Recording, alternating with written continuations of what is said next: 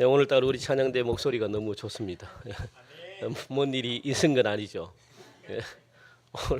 오늘따라 이 갑자기 목소리가 그냥 뭐 크게 부르신 겁니까? 잘 부르신 겁니까?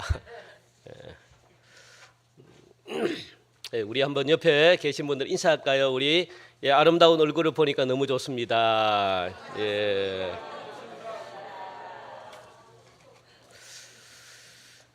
감사합니다. 다들 오늘따라 너무 아름다우신데 무슨 일이 없는 거죠? 갑자기 뭐 환경이 변했다든가 뭐 그런 일은 없죠. 그런데 얼굴이 다들 왜 이래 환하셔요? 여러분들의 기도 가운데 우리 강서 시찰에 지난주 금요일 날 했습니다. 은혜 가운데 잘 마쳤습니다. 우리 강서 이 시찰회에 있는 목사님들이 우리 교회를 올 때마다 막 그냥 저는 이제 제가 있을 때는 처음 왔는데 올 때마다 기대를 가지고 오셔요. 막 우리 동성교회가 잘 먹인다, 잘 대접한다, 막 이게 막 그냥 소문이 나가지고 여전히 최고의 섬김으로 우리 시찰 목사님 장로님들을 잘 섬겼습니다. 감탄해가지고 그냥 다들 식사도 제가 봐도 식사도 최고의 식사를 대접했거든요. 가면은 갈비탕 끝납니다. 우리는요 오리 백숙 오리 이게 4배로 비싸요. 와 이게 막 진짜 이 금액으로 따지면 그리고 또 이 식사 장소가 1분밖에 안 걸리잖아요. 다른 데는요 15분씩 걸어가야 돼요. 막 식당 어디 모여다 그러면 저는 집에 가고 싶어가지고 막 그냥 그런데 바로 요 옆에잖아요. 바로 옆에 그냥 너무 좋아가지고 그냥 막 또 간식도 얼마나 또 풍성하게 또 막 해주셨는지 그냥 다들 집에 안 가려고 하는 거 억지로 제가 다 보내버렸어요. 그래 2번 다시는 우리 교회에서 안 해야 되겠다. 아유 다들 너무 하여튼 너무 은혜롭게 우리 교회가 역시 참 저력이 있다. 잘 섬기는 교회구나. 그러다 보니까 우리 교회가 굉장히 물질적으로 굉장히 막 이 돈이 많은 교회 같아요. 다들 그렇게 알고 있어요. 너무너무 감사하다. 교회는 작은데 시찰 내에서 돈이 가장 많은 교회 동성교회입니다. 너무너무 감사하고 우리 한 번 더 옆에 계시면 수고하셨습니다. 우리 한번 합시다. 수고하셨습니다. 이제 사순절이 지난주 수요일부터 시작이 됐습니다. 사순절은 예수님의 고난에 참여하는 겁니다. 그리고 예수님의 십자가의 죽음과 동참하는 것이고 또 예수님의 삶을 우리가 본받아 가지고 이 사순절 기간 동안의 경건의 삶으로 우리의 믿음이 한층 더 이렇게 성장하는 그런 삶의 계기로 보내는 게 사순절입니다. 그래서 우리가 하고 싶었던 거 절제하고 그러면서 예수님의 그 고난에 동참하는 그런 의미가 사순절에 있기 때문에 이 사순절 기간 동안 우리 교회는 다른 것 안 합니다. 다른 교회들은 뭔가 행사를 굉장히 많이 해요. 그런데 우리 교회는 이제 뭘 하면 됩니까? 사순절과 함께 필사 성경을 쓰면서 예수님을 생각하는 거죠. 예수님을 깊이 알아가고 그런 귀한 계기로 여러분들 만드시기를 간절히 바랍니다. 오늘 설교는요. 이 지난주 우리 한 청년이 저에게 질문한 말씀입니다. 궁금해가지고 목사님 카톡으로 목사님 이 말씀이 궁금합니다. 어떤 말씀입니까? 그런데 제가 이 말씀을 우리가 너무나 잘 아는 말씀이잖아요. 그러면서 이제 이 말씀을 저도 또 한번 쭉 읽어봤습니다. 그러니까 이게 또 새로운 은혜가 또 와요. 그래서 우리 성도님들과 함께 또 이 말씀을 나눠야 되겠다 해가지고 준비한 말씀이 오늘 본문입니다. 사실 여러분들 예배에 있어 가지고 어떻게 보면은 가장 이 예배의 중요한 요소가 뭘까? 예배가 요소 중에는 많잖아요. 기도도 있고 광고도 있고 또 찬양도 있고 그런 많은 예배의 요소 중에서 하나님은 무엇을 가장 중요하게 생각할까? 하나님은 무엇을 가장 예배 속에서 기뻐하실까? 예배를 통해 가지고 하나님이 우리에게 전하고자 하는 것이 무엇일까? 그거죠. 뭐겠습니까? 그렇죠. 예배를 통해 가지고 하나님을 만나는 거거든요. 하나님을 만나는 통로는 다양합니다. 기도를 통해서 만날 수 있고 찬양을 통해서 만날 수 있고 그런데 하나님은 가장 평범하게 우리에게 가장 이 잘 알려진 방법으로 우리를 만나는 그 이 요소가 뭡니까? 하나님의 말씀을 통해서 만나는 거죠. 그래서 예배는요, 말씀이 빠지면 아무런 의미가 없습니다. 교회의 모든 모임도 마찬가지입니다. 말씀이 없는 모임은 사적인 모임이에요. 그래서 이것이 사적인 모임이다, 또 이 하나님이 기뻐하는 모임이다. 무엇을 통해서 알 수 있느냐? 말씀이 들어가느냐 들어가지 않느냐, 그 차이입니다. 말씀이 없으면은 세상적인 계모임, 그것과 똑같은 거예요, 교회에서도. 그래서 무엇이든지 재직회라든지 아니면은 자치회, 뭐 부서회라든지 아니면은 여전도에 이 모이면은 항상 무엇을 합니까? 간단하게, 그렇죠, 경건의 시간을 갖는 거죠. 찬양 하나 하고 말씀 읽고, 그렇게 시작하면, 왜? 말씀이 들어가야만 하나님이 기뻐하는 모임이 되기 때문에 굉장히 중요합니다. 그래서 예배에서 있어서 가장 중요한 건 뭐냐? 찬양도 중요하고 다 중요한데, 그중에서 우리 하나님은 예배를 통해 가지고 하나님이 주시는 말씀을 들으라, 그겁니다. 하나님의 말씀을 들으라. 물론 평상시에도 하나님의 말씀을 듣지만 예배 시간을 통해 가지고 하나님의 말씀, 하시는 말씀을 들으라, 그거죠. 그러면 듣는 자가 복이 있다는 겁니다. 이게 하나님이 주시는 예배의 놀라운 은혜입니다. 하나님의 말씀을 듣고 세상에 나가가지고 승리하라는 거예요. 이대로 삶을 살아라. 그러면 믿은 대로 그대로 삶 속에서 내가 역사하겠다, 그거거든요. 그게 그래서 예배가 얼마나 중요한지 모릅니다. 이스라엘 백성들이 하나님께 예배하는 것은 이 애굽 노예 때 이스라엘 백성들이, 하나님께서 이스라엘 백성들을 갖다가 출애굽시킨 이유가 뭐냐? 바로 하나님께 예배를 받으려고 그렇게 하나님이 탈출을 시켰거든요. 왜냐하면 노예 생활 때는 마음껏 예배를 드리고 싶어도 하나님을 찬양 못하고 예배를 드리지 못했거든요. 그러다 보니까 하나님이 이스라엘 백성들의 눈물 흘린 기도를 들으시고 이스라엘 백성들을 애굽에서 출애굽시킨 이유가 하나님을 찬양하고 하나님을 예배하라고, 그렇게 하나님이 자유를 주셨다는 겁니다. 예배하라. 그래서 자신들을 애굽에서 인도하여 주신 그 하나님의 은혜가 감사했기 때문에 예배를 통해 가지고 하나님께 영광을 올려드린 거죠. 그래서 구원하신 은혜에 감사해서 이스라엘 백성들이 하나님께 예배를 드렸다는 겁니다. 자, 그렇다면 여러분들, 하나님의 뜻은, 그러니까 여기서 제가 하나 질문을 할게요. 하나님은 이스라엘 백성들을 애굽으로 인도했잖아요. 그리고 이 애굽에서 탈출시키게 만들었잖아요. 하나님의 목적과 계획은 거기서 끝나는 겁니까? 예? 이스라엘 백성들을 그냥 무조건 애굽에서 탈출만 시키면 하나님의 계획과 하나님 하실 일은 여기서 끝. 하나님이 그런 분일까요? 하나님은 그런 무책임한 분이 아닙니다. 하나님은 어떤 분이냐? 하나님께서 이 출애굽을 시킬 때는 반드시 하나님의 계획은 어디까지 있을까요? 예? 하나님은 이스라엘 백성들을 어디까지? 그렇죠. 하나님이 원래 원하시는, 고통이 없고 젖과 꿀이 흐르는 풍성한 꼴이 있는, 먹을 것이 잔뜩 있는 그곳으로 하나님은 끝까지 인도하는 게 하나님의 계획이고 하나님의 뜻이거든요. 그러니까 이스라엘 백성들을 갖다가 애굽에서 출애굽 시킬 때는 반드시 하나님의 영원하신 인도와 보호하심이 그 속에 존재해 있다는 거예요. 그냥 무책임하게 광야들로 하나님이 보내시고 나는 끝, 이제 너희들이 알아서 해, 그렇게 하나님이 우리를 부르신 게 아니라는 겁니다. 어떻게 해요? 40년 광야 동안 내가 너희들과 함께하고 너희들이 정말로 그렇게 원하고 가고 싶었던 젖과 꿀이 흐르는 약속의 땅을 내가 들어가는 데까지 너희들을 인도하고 보호할 것이야. 그게 하나님의 원래 계획이거든요. 놀랍지 않습니까? 이 사실? 그렇게 별로 감동이 없는 것 같습니다. 그러니까 여러분들이 지금까지 우리가 그래도 좀 어려움들이 좀 있었지만 큰 어려움 없이 여기까지 온 것은 뭡니까? 하나님의 보호하심과 인도하심이 있었기 때문에 여기까지 여러분들이 올 수 있었습니다. 그걸 여러분들이 하셔야 돼요. 아이 나는 재수 없어가지고 나는 여기밖에 나는 그렇게 생각하시면 안 됩니다. 여러분들이 재수가 있어가지고 여기까지 오신 거예요. 예?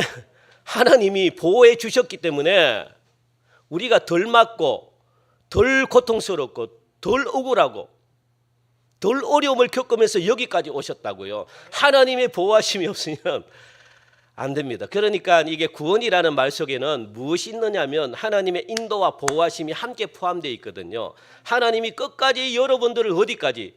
천국까지 하나님이 인도하시는데 보호하시겠다는 거예요. 하나님이 무책임하게 그냥 막 죄에서 빼내놓고 이제 너희들 알아서 살아, 나는 끝. 그거는 부모님이 아니죠. 예, 그거는 진짜 못된 부모님이죠. 부모님들은 그렇지 않습니다. 끝까지 자녀들을 응원해 주잖아요. 그리고 자녀들이 끝까지 부모님께 찾아오면 부모님이 할 수 있는 데까지 최선을 다해 가지고 도와주잖아요. 어디까지? 부모님들이 심지어 도둑질하는 부모님들도 있습니다. 자녀들을 위해서. 그거 여러분도 그 사실을 알면 부모님 이게 다른 사람들은 나쁘다고 이야기하겠지만 당사자는요 얼마나 피눈물이 나겠습니까? 내 자녀를 위해서 도둑질까지 해야 되는, 그게 부모님의 심정이라고요. 그게 사랑이라고요. 사랑. 그런데 자녀들은 그걸 모르잖아요. 그러니까 우리 하나님도 마찬가지입니다. 하나님이 할 수 있는 모든 힘과 모든 걸 동원해 가지고 우리를 지키시겠답니다. 그런데 그 하나님은 한계가 없네요. 부족함이 없네요.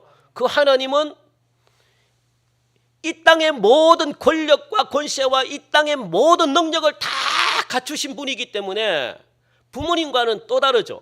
얼마나 든든합니까? 믿을 만합니까? 그게 바로 하나님의 뜻 가운데, 그러니까 이스라엘 백성들을 인도하시는 데까지 포함시켰다는 것, 이게 우리가 믿을 만하고 이게 우리가 살아가야 될 소망일, 거기서 찾는 겁니다. 하나님의 이런 사랑. 그러므로 우리 한번 화면에 나오나요? 구원은 우리 한번 볼까요?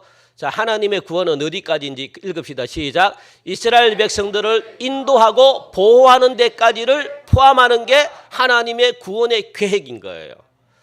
이건 놀랍습니다. 여러분 이걸 무시하면 안 됩니다. 굉장한 의미가 있는 겁니다. 하나님이 끌어내 가지고 그냥 광야에 팍 펼쳐놓은 게 아니라 광야에서 끌고 와가지고 광야로 인도해가지고 어떻게 하나님이 보호하시고 먹이셨잖아요. 하나님이 책임져 주셨잖아요. 거기까지 하나님이 원하는 데까지 인도하는데 우리를 끝까지 책임지고 보호해 주신다는 것. 그래서 우리는 걱정할 필요가 없습니다. 내가 뭘 먹을까, 뭘 입을까, 마실까, 이런 것 때문에 여러분들이 걱정할 필요가 없습니다. 왜? 하나님이 보호해 주시기 때문에. 여러분들의 생명 절대로 시장받지 않습니다. 꼭 기억하시기 바랍니다. 하나님이 보호해 주시기 때문에. 자, 그렇다면 여러분들 이 하나님의 보호와 인도를 받기 위해서 이스라엘 백성들이 가장 먼저 지켜야 되는 게 하나가 있었어요. 뭘 지켜야 될까요? 내가 너를 이렇게 하겠다, 보호하겠다, 끝까지 책임져 주겠다. 그러면 그 소리를 들었던 이 백성들은 무엇을 해야 될까요? 예? 무엇을 해야 되는 게 당연합니까? 무엇을 해야지 여러분들이 보호를 받습니까? 철저하게 그 대상자를, 그렇죠, 신뢰하고 믿어야 되는 거예요. 그렇게 말하신 분의 말을 갖다가 우리는 믿지 않고 듣지 않고 신뢰하지 않으면 아무런 보호를 받을 수가 없는 거죠. 그분이 정말 믿을 만한 분이면 여러분들 믿고 가야 되는 거예요. 철저하게 믿고 가야 되는 겁니다. 그것밖에는 하나님 요구하는 게 없어요. 다른 것.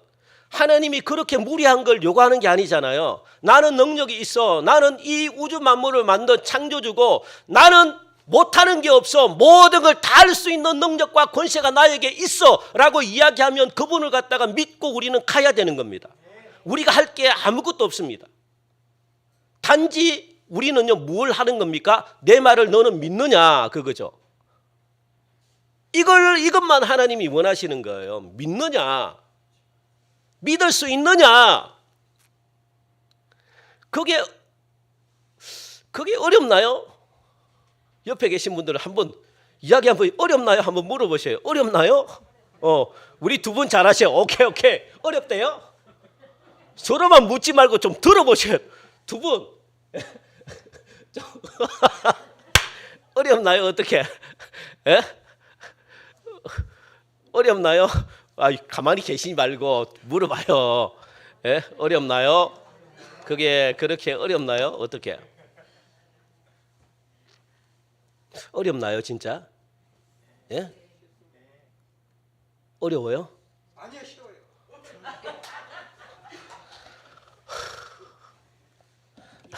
예, 쉽습니까? 할렐루야. 우리 요즘 피태간수 집사님 성령 충만한 것 같아 그냥. 예? 할렐루야. 앞에 계신 분 좋으시겠습니다. 우리 예. 그 어떻게 보면 굉장히 쉬워요. 하나님은 어려운 걸 안 주십니다. 왜냐하면 어려운 거 못 푼다는 거 알기 때문에 어려운 거 안 주셔요. 하나님이 주시는 문제가 어려운 거 있나요? 어려운 게 있나요? 그냥 따라 내 말을 들어 예 하고 들으면 되는 거거든요. 어렵지 않잖아요. 그런데 왜 어렵나요? 여러분들 이 지금 초등학교 1학년, 2학년 애들 가르치기가 참 힘들어요. 부모님 혹시 계신 분 계시는지 모르겠지만 왜 그 어린 조그만 애가 이 관리하기가 힘듭니까? 지 맘대로 하려고 하니까 그래요. 지 맘대로. 그 조금 크면은 좀 알아듣겠는데 말하면 충분히 예 하고 부모님의 마음을 알겠는데 요 조그만 거는 요거는 자기 중심이야. 부모님 생각을 안 해요. 왜? 아직까지 거기까지 성숙하지 못했기 때문에 그냥 자기 중심으로 생각하는 거예요. 그냥. 그러다 보니까 자기 마음대로 자기가 원하는 대로 그냥 막 하니까 부모님의 말이 안 통하네요. 아우. 그러니까 죽겠는 거예요. 그러니까. 그래서 무엇이 막 합니까? 욕이 나가고 막 회초리가 들고 막 이게 나가잖아요. 그죠? 하나님도 마찬가지거든요. 말이 안 통해. 그러니까 하나님도 뭘 주겠습니까? 예? 회초리를 주죠. 그게 뭡니까? 고난과 어려움을 주는 거예요. 좀 깨달으라고. 왜냐하면 인간은요. 몸으로 부딪히는 게 가장 빠른 경험입니다. 빨리 교훈을 얻기 때문에 몸으로 부딪히게 하는 겁니다. 그게 뭐냐? 어려움이거든요. 그게 환난이거든요. 그게 고난이거든요. 고난은 내가 부딪혀야 되기 때문에. 그러면서 깨닫는다고요. 그러니까 어리석은 존재라고 그렇게 성경은 인간을 말합니다. 혼이 안 나면 못 깨달아요. 왜? 어린아이이기 때문에. 그래서 여러분들이 장성한 믿음에 빨리 이르러야 돼요. 그래야지 혼이 들라고 빨리 깨달아요. 그러면 여러분의 삶이 형통해집니다. 편안해집니다. 행복해집니다. 어린 애들 고통이 얼마나 많은지 여러분들 기억하셔야 돼요. 어린 자녀들도 엄청난 고통을 가지고 있습니다. 왜? 자기 마음대로 안 되니까. 그게 여러분들 쉽지 않아요. 아이들 쉽다고 생각하면 안 돼요. 굉장한 스트레스를 받아요. 감정을 두려워가지고 감정을 못 나타낼 뿐이지 자기 마음대로 안 되는 그 아이의 심정 여러분들이 겪잖아요. 하나님 자기 마음대로 안 되니까 얼마나 힘듭니까? 그게 세상의 어린 아이와 같다고요. 그 어린 아이들도 굉장한 스트레스를 받는다고요. 그래서 이 이스라엘 백성들이 가장 먼저 지켜야 되는 게 하나가 있는데 그것은 하나님의 말씀을 들어야 되는 거예요. 이것이 이스라엘 백성들이 잘 사는 유일한 길입니다. 유일한 방법입니다. 이거 외에는 없습니다.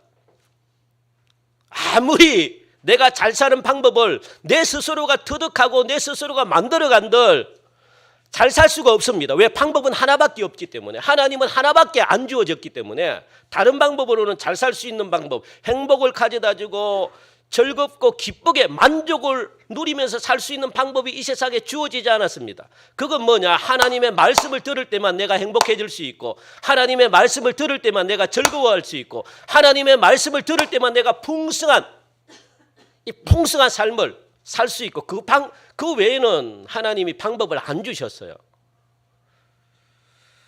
이제 오늘 본문을 보면 여러분들 이 사울 왕의 불순종에 대해서 지금 사무엘 선지자가 책망하고 있거든요. 그런데도 사울 왕은 자신의 잘못에 대해서 열심히 지금 변명만 하고 있습니다. 내가 뭘 잘못했는지 몰라요. 그게 사울 왕의 가장 큰 병입니다. 병. 이 당시 왕의 불순종은 무엇으로 연결이 되는가 하면은 곧 왕의 폐위로 연결이 되거든요. 왜냐하면 하나님을 믿는 나라이기 때문에 하나님을 믿는 나라는 하나님이 그 나라를 다스린다는 전제하에 하나님이 왕을 세웠습니다. 그러니까 왕은 그 나라를 잘 다스리기 위해서는 누구의 말을 들어야 되느냐? 하나님의 말씀을 철저히 듣고 그 말씀대로 정치를 할 때 그 나라가 번성해지고 그 나라가 풍성해지고 그 나라가 평화를 얻는다는 거예요. 그게 하나님이 세우는 철칙 한 가지입니다. 그러니까 왕은 철저하게 누구의 말을 들어야 되느냐? 하나님의 말씀을 들어야 되는데 본인이 하나님의 음성을 들을 수 없기 때문에 누구를 통해 가지고? 선지자를 통해 가지고 하나님의 말씀을 듣거든요. 그런데 하나님의 말씀을 듣지 않는 이 왕은요, 그 자리에서 내려와야 돼요. 하나님이 역사를 안 합니다. 모양만 왕입니다. 지금 사울 왕이 하나님의 말씀에 불순종을 했기 때문에 모양만 왕이었어요. 왕의 권력과 아무런 그게 없습니다. 그냥 왕이라는 이름만 있는 거예요. 그러니까 사울 왕이 얼마나 힘들겠습니까? 왜냐하면 하나님께서 택한 나라이기 때문에 철저히 하나님이 다스리고 철저히 하나님이 통치하는 그런 나라였기 때문에 그래서 선지자를 통해 가지고 하나님의 말씀을 왕이 받아야 되는 거예요. 그리고 그대로만 행할 때 태평성대를 그 나라가 누릴 수가 있는 겁니다. 그걸 가지고 착한 왕이다, 선한 왕이다라고 그렇게 말씀하고 있는 거거든요. 북이스라엘도 마찬가지고 남유다도 마찬가지고 임금이 왕들이 20명이나 됐습니다. 그런데 오랫동안 정치를 한 왕들이 없어요. 왜? 하나님의 말씀에 전부 다 불순종했기 때문에. 그러다 보니까 선한 왕은 거의 볼 수가 없습니다. 한두 명 정도, 아사왕 정도 태평성대를 누렸다 그러잖아요. 그러면 왕은 그 말씀대로 순종하면 그 나라가 태평성대가 되는 겁니다. 왜냐하면 하나님이 직접 사울 왕을 세웠기 때문에 그래요. 기름 부어서. 그런데 오늘 본문을 보니까 그런 사울 왕이 엄청난 책망을 지금 듣고 있다는 겁니다. 그 이유가 뭘까? 그걸 여러분들이 아셔야 돼요. 왜 사울 왕이 하나님이 왕을 세웠는데 왜 하나님이 세운 이 왕을 하나님이 책망하고 있는가? 그 이유가 뭔가? 우리 1절에서 찾아볼 수가 있는데 1절에 보니까 15장 1절 사무엘이 사울에게 이르되 여호와께서 나를 보내어 왕에게 기름을 부어 그의 백성 이스라엘 위에 왕으로 삼으셨은즉 이제 왕은 여호와의 말씀을 들으소서 그렇게 말하잖아요. 여호와의 말씀을 들으소서. 왕은 이제 하나님의 말씀을 들어야 됩니다. 왜? 하나님이 세웠기 때문에 하나님의 말씀을 들어야만 왕은 이 정치가 이 왕의 적이과 자자손손 오래오래 자녀들이 누릴 수 있습니다. 그렇게 지금 말하고 있거든요. 그런데 이미 여러분들 13장에 가면 사울왕은 하나님의 말씀을 거역한 전적이 한 번 있어요. 왜 무엇 때문에 하나님의 말씀을 어겼느냐 보니까 그때 하나님께서 사울을 이미 버려버렸습니다. 그래서 지금은요 사울왕은 껍데기만 왕이에요. 아무런 행사를 하질 못합니다.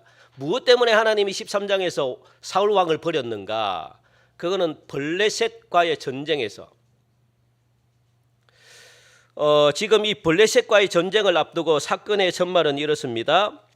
이 블레셋과의 전쟁을 앞둔 상황에서 지금 사무엘이 빨리 와가지고 제사를 드리고 전쟁을 치러야 되는데 항상 여러분들 전쟁을 치를 때는 이스라엘 백성들은 항상 하나님께 물어보고 제사를 먼저 지내고 하나님이 응답 주시면 전쟁을 치렀거든요. 하나님이 나는 오늘 너에게 블레셋을 너 손에 붙이겠다라고 하면 가라. 그렇게 하면 전쟁에 이기는 겁니다. 그리고 하지 말라 그러면 전쟁을 안 해야 되는 거예요.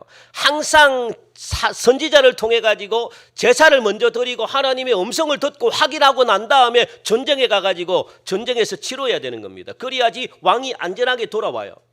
살 수 있습니다. 그리고 그 나라가 승리할 수 있습니다. 그런데 사무엘이 늦었어요. 무슨 일 때문인지 늦게 왔어요.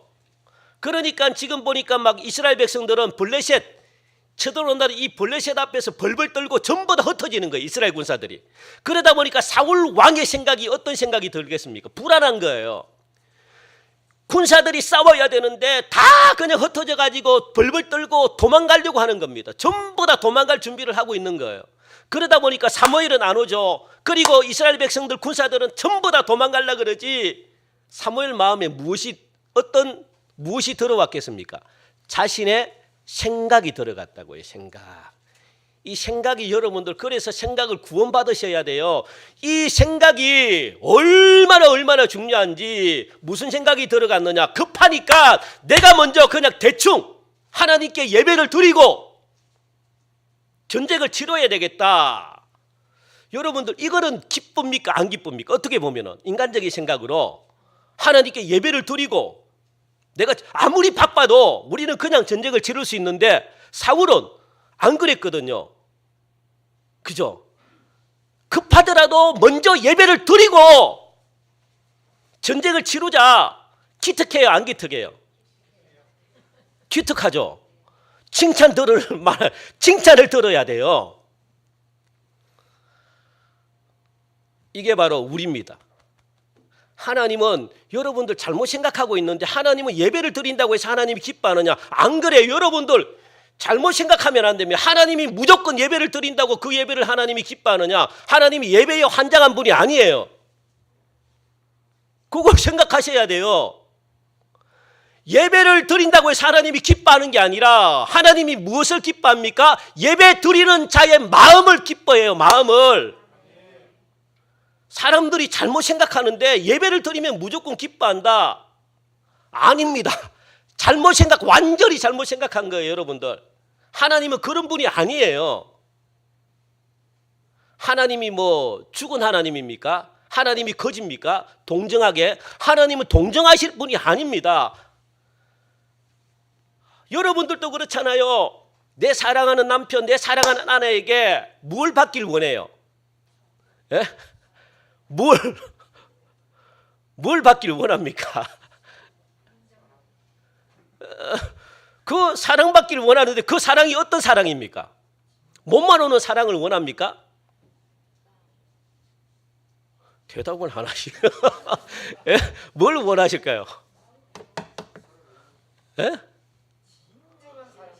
진정한 사랑이 뭐냐고 그래요. 진정한 사랑이 뭐냐고요. 뭐가 진정한 사랑입니까? 그렇죠. 마음이 있는 게 중요하잖아요. 마음이 만약에 죄송합니다. 그런 분은 없는데 마음이 다른 여자에게 가 있어요. 결혼을 한 30년 40년 했는데도. 그리고 몸만 누구에게?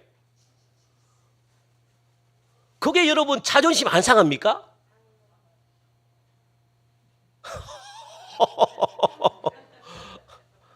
사람에게도 여러분도 그렇게 안 한다고요. 하물며 하나님께 마음이 없는 예배를 갖다가 드린다. 하나님이 뭐 거짓입니까? 하나님이 예배에 환장하신 분이 아니거든요. 하나님이 중요하게 생각하는 건 뭡니까? 여러분 마음이라고요. 마음이 하나님께로 있느냐? 그걸 하나님이 기뻐하시지. 하나님은 마치 그냥 내가 세상에서 다 죄를 짓고 잘못을 하더라도 예배만 드리면 하나님이 기뻐할 거라는 이런 잘못된 생각. 이거는요 엄청난 잘못된 생각입니다. 하나님은 그렇게 여러분 예배를 그렇게 또 기뻐 안 하네요. 우리는 예배를 무조건 기뻐한다고 생각하는데 안 그래요. 그게 하나님과 저희들 인간과의 생각 차이점입니다. 하나님은 마음을 받으시길 원하거든요. 마음이 없는 예배를 아무리 드려도 하나님이 안 기뻐하셔요. 그걸 지금 이 사울이 몰랐다고요. 그걸 알았어도 그거는 하나님을 능욕하는 거거든요. 하나님을 기만하는 거거든요. 사울이 그렇게 해도 하나님이 기뻐할 거라는 잘못된 생각이 평상시에 가지고 있기 때문에 이게 행동으로 나오는 겁니다. 중요하죠. 사울이 그걸 몰랐어요. 그게 대해서 사울이 무지했습니다. 아무도 가르쳐주는 사람이 없었거든요. 그러니까 그냥 자기가 알아서 그냥 스스로가 하나님께 제사를 드린 겁니다. 예.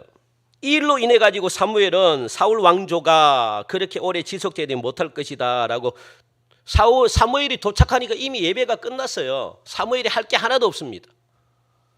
여러분들 이게 인간이 가지고 있는 인간은요 두려워 가지고 뭔가 조급해가지고 자꾸만 내 생각이 개입돼요. 그러다 보니까 인생에서 어려움을 겪어요. 그 찰나를 못 참고 견디지 못하고, 그래서 복이 여기까지 왔는데도 끝까지 참지 못해가지고 하나님이 마치 이렇게까지 참으면 하나님이 복을 줄 거야, 이런 잘못된 생각을 여러분들이 가지고 있다고요. 그 하나님을 이용하는 거거든요. 하나님은 시건치 않기 때문에 인간의 어떤 꾀에 하나님은 안 속아 넘어가요. 이 정도 하면 하나님이 잘했겠지, 이거는 여러분 생각이죠. 하나님은 뭘 원합니까? 완전한 순종, 완전한 헌신, 완전한 마음을 하나님이 받기 위해. 왜? 하나님은 창조주신데, 하나님 1억, 2억, 3억 만약에 죄송합니다 10억, 100억 하나님이 기뻐하겠습니까? 마음이 없는 이런 그냥 내 자신을 드러내가지고 막 하나님이 100억을 헌금해, 하나님이 기뻐하시겠어요? 마음이 없는 이 100억 기뻐한다고 생각합니까? 물론 마음이 있으면 하나님이 그걸 기뻐하죠. 마음이 없는 100억, 1000억, 하나님이요 돈이 중요하지 않아요. 왜? 하나님은 이 세상의 모든 돈이 하나님 건데, 그 돈, 그 1000억 바쳤다고 해가지고 하나님이 그걸 기뻐하고 막 그게 하나님이 막 안 그래요. 그러면 반대로 하나님이 1원, 10원을 하나님께 드렸어요. 그걸 하나님 안 기뻐하겠어요? 예? 기뻐하죠. 마음이 있으면 1원이라도 하나님이 드리는 거 기뻐한다고요.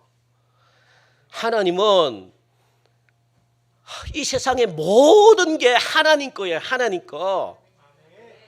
하나님이 더 가지려고 하시는 분도 아니고, 하나님이 거지도 아니고, 하나님이 동정받으실 그런 분은 더더욱 아니고, 하나님은 최고의 것을 받길 원합니다. 그 최고의 것은 어디서부터 나오느냐? 마음에서부터 나온다고요. 마음. 그래서 이 우상들이 마음을 장악한다고요. 생각을 장악하고 감정을 장악한다고요. 왜?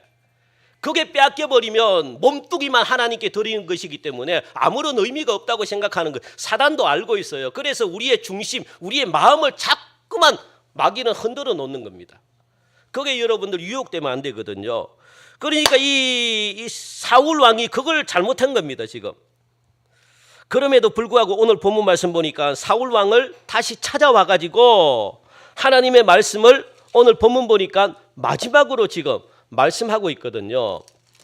그죠? 하나님께서 말씀하십니다. 2절, 만군의 여호와께서 이같이 말씀하시기를 아말렉이 이스라엘에게 행한 일 곧 애굽에서 나올 때에 길에서 대적한 일로 내가 그들을 벌하노니 지금 가서 아말렉을 쳐서 그들의 모든 소유를 남기지 말고, 읽읍시다 시작, 진멸하되 남녀와 소아와 젖먹는 아이와 우양과 낙타와 나귀를 죽이라 하셨나이다. 그렇게 사무엘이 하나님이 버린 이 사울 왕에게 다시 찾아와 가지고 말씀하셨다는 거예요. 말씀하셨다는 것은 뭡니까? 사울 왕에게 다시 한 번 더 하나님이 기회를 주신 거죠. 중요합니다. 그래서 이게 바로 하나님의 사랑인데, 여러분들 하나님 앞에서 실패는 있을 수가 없습니다. 괜찮아요. 실수하고 실패하는 거 괜찮습니다. 그거는요 하나님 앞에 크게 문제가 안 됩니다. 그런데 중요한 것은 하나님은 실수하고 실패하더라도 반드시 한 번 더 기회를 주셔요. 많이 할 수 있는 기회를.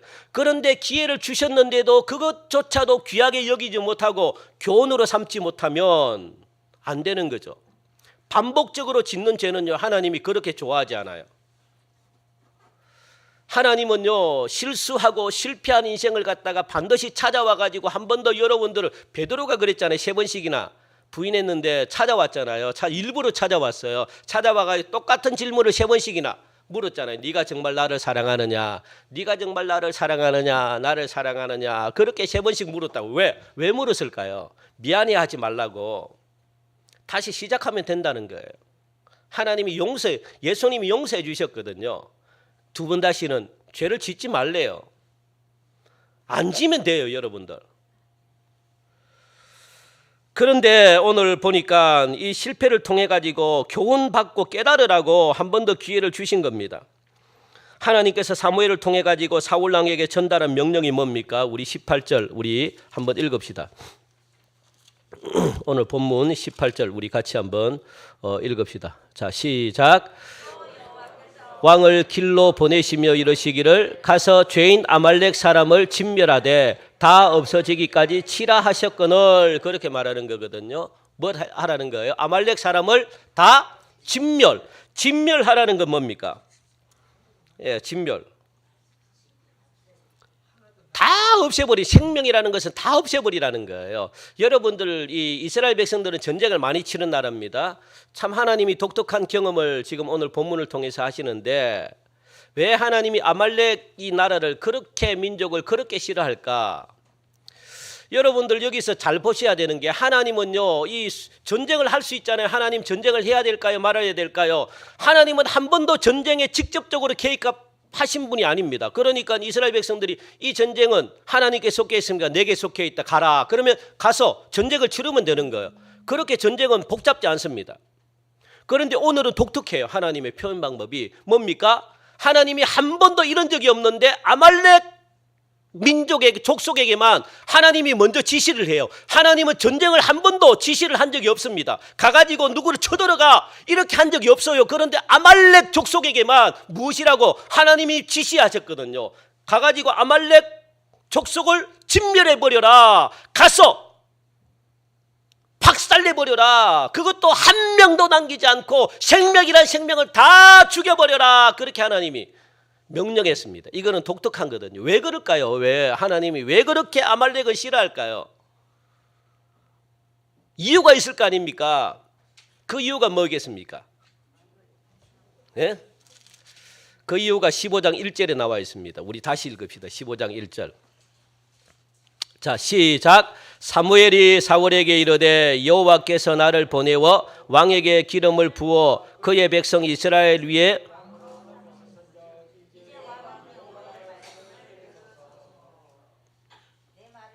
2절 시작. 만군의 여호와께서 이같이 말씀하시기를 아말렉이 이스라엘에게 행한 일 곧 애굽에서 나올 때에 길에서 대적한 일로 내가 그들을 벌하노니, 뭡니까?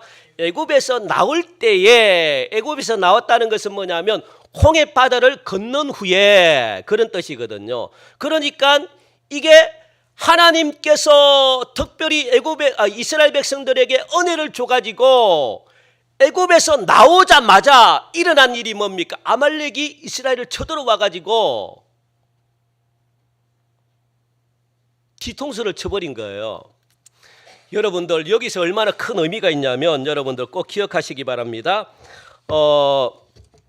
이 가나안 땅을 향해 가지고 지금 이스라엘 백성들은 진군하려고 하는 그러니까 처음으로 구원받은 감격이 지금 서려 있습니다. 이스라엘 백성들이. 왜냐하면 곧 홍해 바다를 건너가지고 얼마나 기쁨 가운데 새로운 생명을 얻었잖아요. 그래서 하나님이 원하는 적과 꿀이 흐르는 약속의 땅을 갖다가 200만 명이나 되는 그 이스라엘 백성들이 진군을 합니다. 기쁜 마음으로. 그것도 하나님께서 이스라엘 백성들에게 구원을 베풀어 주신 놀라운 사건이잖아요. 구원의 사건. 감격을 가지고 막 새로운 생명, 우리는 얻었다, 이런 감격을 안고 막 진격하고 있는데 새 출발의 기회잖아요. 하나님이 주신 특별한 케이스입니다. 하나님께서 이스라엘 백성들을 구원하겠다 하고 계획하신 하나님의 구원 계획을 지금 하나님이 이루려고 해요. 그런데 누가 나타난 겁니까? 아말렉 족속이 나타나가지고 하나님의 구원 계획을 방해하고 있네요. 가로막고 있습니다. 이 아말렉 족속이 누구냐? 오늘날 에서 후손들이거든요. 이 에서는 지금도 중동 나라잖아요. 끝까지 괴롭힙니다. 이스라엘 백성들을 갖다가. 그러니까 하나님이요, 하나님께서 최초로 갖진 구원의 놀라운 계획을 하나님이 이루려고 그것도 시작하려고 지금 막 시작하는 그 첫걸음인데, 첫걸음을 누가? 아말렉 족속이 방해를 하네요. 그것도 여러분도 흠이 있잖아요. 흠이. 이스라엘 백성들이 진군을 하면 후미에는 누가 있을까요? 지치고 연약하고 연세 드시고 힘이 없는 분들이 천천히 따라오는 것이에요. 그 후미를 갖다가 쳐버린 겁니다. 여러분들 이스라엘 백성들은 지금 무기가 없어요. 왜? 애굽이 무서워가지고 이스라엘 백성들에게 무기를 만들도록 허락을 안 했어요. 그러니까 가지고 있는 것은 고작 나무로 만든 이런 것밖에 없습니다. 철로 무기로 돼 있는 거. 그런데 이 아말렉은 그 시대에 가장 최고의 강력한 힘을 가지고 있는, 무기를 가지고 있는 그런 민족이었거든요. 한마디로 말하면 약탈하는 자 있잖아요. 그 산적 같은 거. 그런 자들이에요. 그런 자들이 지금 막 중국에도 그걸 홍건적인가요? 그래서 통일시켰잖아요. 그게 뭔 나라입니까? 원나라인가요? 청나라인가요? 청나라죠. 그게 뭡니까? 도적대입니다. 도적대들이 그 명나라인가요? 하여튼 그 나라를 무너뜨린 거예요. 도적들이 모여가지고. 그러니까 이 뭡니까? 아말렉도 그런 종족이에요. 떠돌아다니며. 그러니까 강력한 힘을 가지고 있는, 전쟁에 능통한 그런 자들이 가장 약한 후미를 쳐버린 거예요. 그냥 힘없는 어린아이들, 노인들. 그러니까 하나님은 노발대발하는 거예요. 막. 왜? 하나님의 구원 계획을 이제 이스라엘 백성들로부터 시작하려고 하는데 하나님의 구원 계획을 방해하는 겁니다. 마귀처럼, 사탄처럼. 그러니까 하나님은요, 그걸 용서할 수 없습니다. 그 시대가 기원전 몇 년도죠? 1440년 정도가 되거든요. 출애굽기. 기원전 1440년인데 오늘 본문에는 몇 년도인지 아십니까? 오늘 본문에 기원전 한 1000년 정도 돼요. 그러니까 한 500년 정도가 지난 그때에 하나님은 기억하고 계신다는 거예요. 500년. 우리나라로 따지면 지금 500년 후, 500년 전엔 어떤 시대입니까? 1450년 정도 되죠. 1450년 정도 되니까 제가 찾아봤어요. 찾아보니까 조선시대 누구지? 인종 때. 예? 조선시대입니다. 조선시대. 그것도 조선의 왕들이 많은 그 중간, 조선의 중간 시대를 기억했대요. 왜? 하나님이 마음에 엄청난 우리 인간적으로 말하는 기스가 났기 때문에 마음에 기스. 그러니까 이 하나님은요 이걸 엄청나게 그냥 기분이 안 좋게 생각한 거예요. 그러니까 하나님은 500년이 지났는데도 불구하고 기억해내신대. 집요하시거든요. 하나님은요 끝까지 물고 늘어나셔요. 그러니까 기억해서 누구에게? 사울 왕에게 마지막 부탁을 하는 겁니다. 사울아, 네가 가가지고 이 아말렉이라는 군사 나에게 별로 좋지 않아. 이 아말렉이 나는 없어졌으면 좋겠어. 그러니까 내가 너에게 말하는 거예요. 부탁한다. 선지자를 통해 가지고 그런 명령을 시켰다고요, 여러분들. 그러니까 얼마나 여러분들 위대한, 그래서 위대한 명령을 지금 하고 있는 겁니까? 지금 하나님은 사울 왕에게 어마어마한 사명을 지금 부여하신 겁니다. 하나님의 구원 계획을 아말렉이 방해를 했기 때문에 얼마나 큰 죄인지 여러분 아시겠죠. 그런데 사울 왕은 이 하나님의 말씀을 가볍게 여겼네요. 가볍게 여겼습니다. 하나님은 용서할 마음이 없는데, 그런데 사울 왕은 사무엘의 명령을 듣고 18절에 보니까 15장 18절 보니까 여러분들 또 여호와께서 왕을 길로 보내셨다는 것은 뭐냐면 전쟁을 치르게 하셨다는 거예요. 가라, 전쟁을 치러라, 내가 너와 함께하리라. 그렇게 지금 하나님이 말씀하셨다는 겁니다. 왕을 길로 보냈다는 거예요. 여기서 길이라는 것은 여러분들 우리 화면에 한번 볼까요? 길은요, 여러분들이 우리 한번 봅시다. 길. 네, 길이 어떤 의미가 있는지.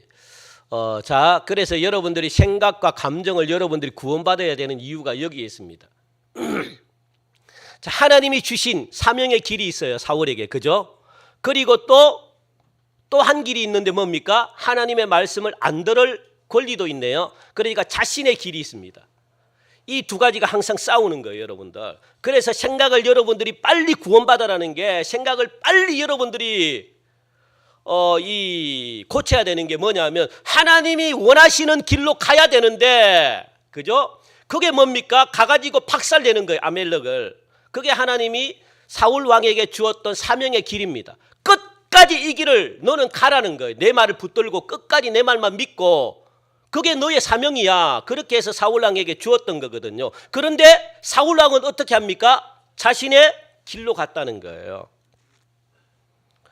여호와의 명령을 어기고 자신의 길로 갔답니다. 그래서 19절 말씀 보니까 계속해서 무엇이라고 이야기합니까? 19절은 굉장히 중요하죠. 같이 읽읍시다. 시작. 어찌하여 왕이 여호와의 목소리를 청종하지 아니하고 탈취하기에만 급하여 여호와께서 악하게 여기시는 일을 행하였나이까? 무엇이라고 이야기합니까? 이 사울 왕의 가장 큰 문제가 뭡니까? 여호와의 목소리를 듣지 않았다라고 말합니다. 여호와의 목소리를 듣지 않았다.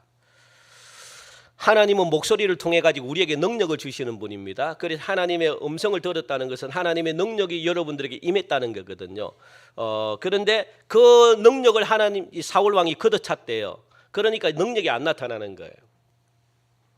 결국 아말렉과의 전쟁을 자기 마음대로 치렀다는 겁니다. 그래서 1절에 보니까 하나님은 분명히 목소리로 사울에게 아말렉을 진멸하라 그렇게 명령하셨음에도 사울은 짐승들의 우는 소리를 들었어요.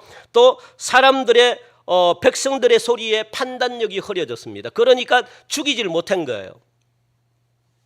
여러분들 그래서 빨리 생각을 구원받으셔야 돼요. 감정에 치우치면 안 됩니다. 딱 보니까 너무 좋은 재물이 있어요. 너무 건강해요. 아까워요. 그러니까 못 죽이는 거예요. 자기 생각이 들어간 겁니다. 그러다 보니까 하나님은 모든 생명체를 다 죽여버려라. 그런데도 자기 판단하에 좋은 것만 남겼다는 거예요. 왜 그럴까요? 탐욕 때문에 그래요. 탐욕 때문에. 탐심 때문에. 그런데 변명을 하잖아요. 사울 왕이 하나님께 제물로 드리면 더 좋지 않을까 생각해가지고 가장 좋고 건강한 짐승들은 내가 남겼고 그래서 하나님께 드리려고 했어요. 이런 쓸데없는 하나님이 그 제물 받을 게 없어가지고 지금 그게 아니거든요. 그런데 여러분들 여기서 제가 아까 말씀드렸잖아요. 하나님께 무조건 바치고 하나님께 무조건 예배드리면 하나님은 좋아할 거라고 착각하고 있는 거예요. 여러분들 그거 아닙니다. 하나님은 무조건 예배 드리는 걸 좋아하는 게 아닙니다. 하나님은 우리가 드리는 걸 다 하나님이 받으시는 게 아닙니다. 그건 우리의 착각이, 우리의 생각이 들어가니까 삶의 변화는 하나도 없고 그냥 나와가지고 그냥 막 예배만 드리고 찬양만 하고 이렇게 하면 하나님이 좋아할 거라고 생각하는데 안 그래요. 하나님은요 지금이라도 우리뿐만 아니라 여기 돌들 있잖아요. 돌로 명해가지고 춤을 추게 하고 예배를 드리게 할 수 있어요. 하나님은. 그런데 하나님은 이 돌에게는 무엇이 없기 때문에 마음이 없기 때문에 우리에게 무엇을 받길 원합니까?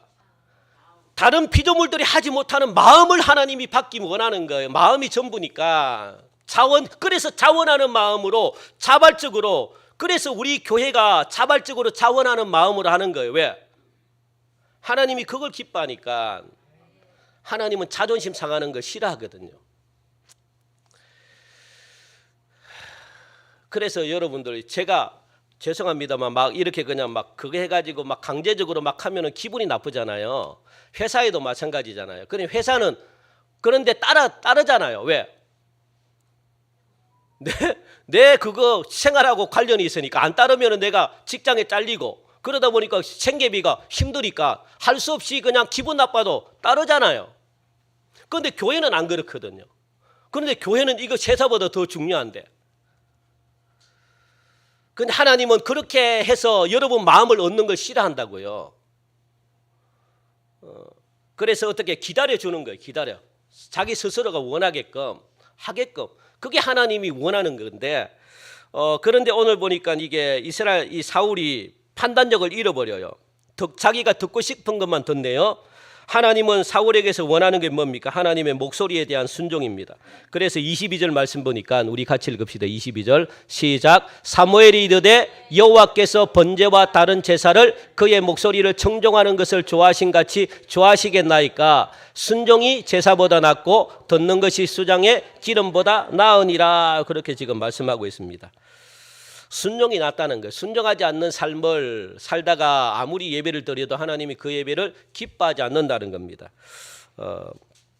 그래서 왜 이렇게 되었을까? 그것은 탐욕 때문에 그렇잖아요. 이 탐욕. 성경에 쭉 읽어보니까 이 탈취 19절 말씀 보니까 탈취하기에만 급급했다. 그러니까 탐욕이 생긴 겁니다. 탐욕은 뭡니까? 우상숭배라는 거죠. 우상숭배. 그래서 하나님은 엄청 싫어하십니다. 탐욕하는 것. 그래서 사울의 행동은 사람들의 눈에는 하나님의 명령에 순종하는 것처럼 보일 수 있겠지만 하나님의 눈에는 그것은 고의로 저지른 불법, 고의로 저지른 불순종, 고의로 저질렀다는 고의로 알면서도 고의로 저질렀다. 그게 하나님은 더 나쁜 거예요. 사실 목소리만 듣고 여러분들 이 믿는다는 것은 쉽지 않습니다. 왜냐하면 불안하거든요. 인간이 일상 확실하지 않는 것이 의심을 가질 수밖에 없습니다. 제가 여러분들 나타나지 않고 제가 이렇게 이야기하면 여러분들도 의심이 생길 수밖에 없는 거죠. 보여야만 믿을 수 있는 거예요. 그런데 하나님은 항상 무엇으로만 말씀하십니까? 목소리로만 말씀하시는 거예요. 목소리로만. 그래서 너 나를 믿을 수 있니? 하나님 그렇게 말씀하시고, 그게 여러분 믿음입니다. 믿음은 여러분 나타나 가지고 뭐 100% 이렇게 확정돼 가지고 하는 게 아니에요. 그러니까 인간의 소리는, 세상의 소리는요 현실인데, 그러니까 능력이 나타나지 않는데, 그래서 여러분들 기도해야 되는 이유가 뭐냐? 그 목소리를 믿을 수 있게끔 여러분들, 그래서 기도가 필요한 거예요. 하나님이 말씀하시는 걸 목소리로만 여러분들 듣고 그걸 따라갈 때 그게 하나님이 귀하다고 생각하는 겁니다. 그게 능력이라고 생각하는 거거든요. 이렇게 하면 좋지 않을까? 이런 생각들 여러분들 당장 버리시기 바랍니다. 따라합시다. 이렇게 하면 좋아하지 않을까? 이거 버리자. 제발 여러분들 이런 생각 버리십시오. 하나님이 이렇게 하면 좋아하지 않을까? 이게요 굉장히 사탄의 엄청난 유혹입니다. 그래서 우리가 이렇게 하잖아요. 하나님이 원하는 대로 안 하고 비스듬하게 그냥. 그게 사울 왕이라고요. 예배를 드린 것처럼, 마치 그냥 하나님께 충성하고 순종하는 것처럼. 할 것 같으면요 완전히 그냥 순종하셔야 돼요. 그래서 어리석은, 어린아이가 좋아요. 어린아이 시키는 대로 다 따라하는 사람, 그게 어리석은 사람이 아닙니다. 하나님 앞에서는 여러분 의견과 생각이 필요가 없어요. 제발 우리 교회는 하나님 이렇게 하나님이 하라는 대로 해야지, 이렇게 하면 되지 좋지 않을까, 이런 어떤 얄팍한 생각을 가지고 교회를 이끌어가면은 교회는요 망합니다. 망해. 교회는 안 돼요. 성공 같지만 나중에는요 그것 때문에 성도들이 다 틀어지고 공동체가 굉장히 어려움을 겪습니다. 가장 좋은 것, 하나님이 시키는 대로 그냥 따라가는 겁니다. 따라가는 거. 그게 무능해 보일지라도 그게 가장, 왜? 하나님이 능력이 있기 때문에 하나님은 지금 그걸 원한다는 것 여러분들 꼭 기억하시고, 그래서 우리 읽고 우리 마칩시다. 23절 우리 같이 읽고 마칩시다. 시작. 이는 거역하는 것은 점치는 죄와 같고 완고한 것은 사신 우상에게 절하는 죄와 같음이라. 왕이 여호와의 말씀을 버렸으므로 여호와께서도 왕을 버려 왕이 되지 못하게 하셨나이다. 아멘. 거역한다는 것, 불순종한다는 거거든요. 뭐와 같아요? 자신의 뜻대로 움직였다는 거거든요. 그러니까 하나님이 싫어한 점치는 죄, 전부 다 우상과 연결됩니다. 점을 친다는 것은 이방신을 숭배한다는 거거든요. 우리 한번 화면을 봅시다. 이런 행위는 철저하게 이스라엘 백성들에게 금지했던 그런 법입니다. 여러분 요걸 잘 여러분들이 보셔야 돼요. 그만큼 이 불순종을 미워하십니다. 그리고 무엇만큼이나 미워합니까? 우상숭배는 뭡니까? 탐심이라는 거예요. 탐심. 아까 사울 왕이 들었던 마음이 뭡니까? 탐심. 그게 뭡니까? 우상숭배라는 거예요. 그러니까 모두가 무엇에 해당되는 겁니까? 우상숭배라는 겁니다. 이것이 무엇이? 탐심. 그러니까 사울 왕이 탐심이 들어갔기 때문에 하나님의 말씀을 안 듣는 겁니다.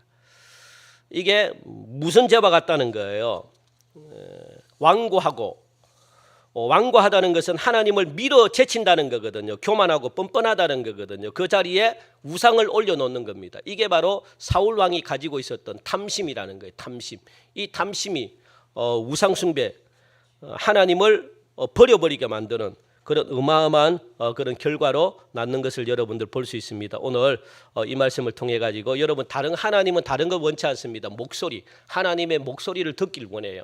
목소리대로 하나님은 순종하기 원하고, 우리가 예배 드리는 거 하나님 그렇게 중요하게 생각하지 않습니다. 우리는 예배를 마치 굉장히 가치 있게 생각하는데, 우리는 예배를 굉장히 중요하게 생각하는데, 예배가 중요하고 가치 있다는 것은 그 사람의 마음이 있을 때만 가치 있는 것이지, 마음이 없는 예배 하루에 100번 드려도 하나님 안 기뻐하셔요.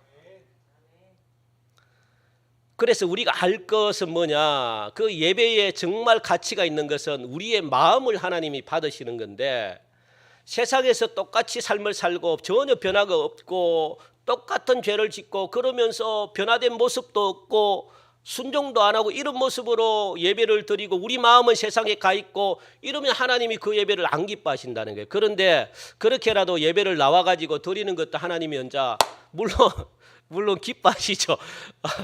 기뻐하시는데 하나님이 정말 그 사람을 막 이렇게 붙들기 위해서는 뭐냐? 우리의 하나님이 예배를 받으셔야만 능력으로 나타나요. 능력으로 나타난다는 것은 여러분 가정이 변하고 개인이 변하고 가난이 변하고 건강이 축복받고 이런 능력으로 나타나기 위해서는 하나님이 그 예배를 받으셔야 되거든요. 그러니까 예배는 능력으로 이어지기 위해서는 마음을 드려야 된다는 거예요. 마음을. 그래야만 예배 속에 능력이 나타나서 치유가 일어나고 막 회복이 되고 가난이 이 하나님이 주시는 축복으로 그렇게 변화되고 그런 놀라운 역사가 예배를 받을 때 그렇거든요. 그래서 우리가 예배를 좀 개념을 여러분들 잘 기억하셔서 이 대수롭지 않은 하나님의 말씀으로 듣지 마시고 하나님의 말씀은 크고 작은 게 없습니다. 하나님의 말씀은 다 중요합니다. 다 위대합니다. 그러니까 내가 생각하기에 작다고 해서 그 말씀을 불순종하면 아무런 능력이 나타나지 않는다는 것 기억하시고 오늘 하나님께 위대하게 그리고 또 하나님의 놀라운 아름다운 교회로 만들어가기 위해서는 하나님의 말씀에 무조건 순종하는 하나님의 목소리를 듣는 그는 은혜로운 교회 되시기를 주님의 이름으로 간절히 축원드립니다. 하나님 참 감사합니다. 이렇게 장시간 동안 또 우리 살아가는 성도들 귀한 말씀 주시니 감사합니다. 하나님 우리의 마음과 우리의 정성과 우리의 모든 걸 다 합쳐 오늘도 이 자리에 하나님께 최고의 예배로 하나님 드렸습니다. 이 예배 기뻐 받아주시고 이 예배가 일주일 동안의 삶 능력으로 나타나게 하시고 삶을 변화시키사 많은 축복을 우리 살아가는 성도들이 받는 한 주 되게 축복하여 주옵소서. 감사하며 예수님의 이름으로 기도하옵나이다. 아멘. 우리 다 함께 일어나셔서 우리